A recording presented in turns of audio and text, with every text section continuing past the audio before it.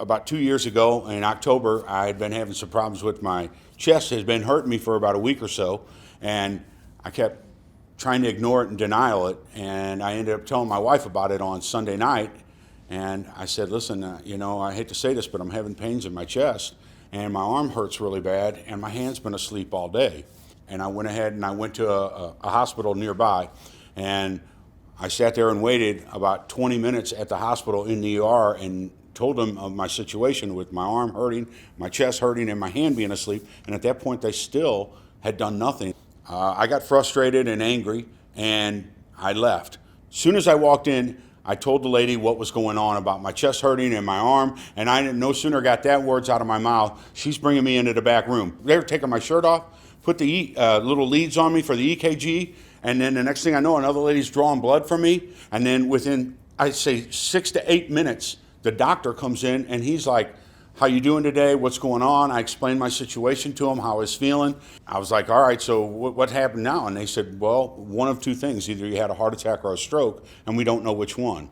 You did the best thing you could do by coming in. You're saving your own life. And that was a great thing what you did. They tell me the standard things, you really shouldn't drink much. You need to watch all your fatty foods. And then, you're not supposed to smoke.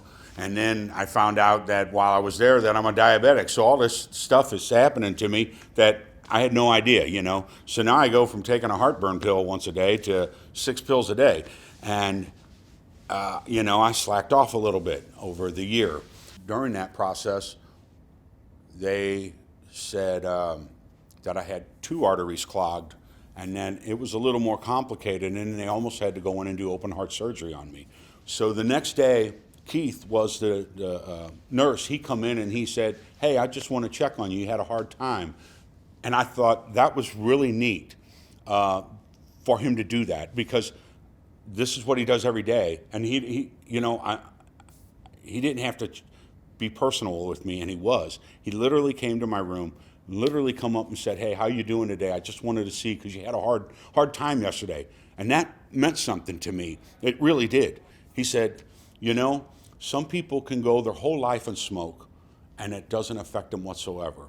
And other people, it affects them drastically and a lot.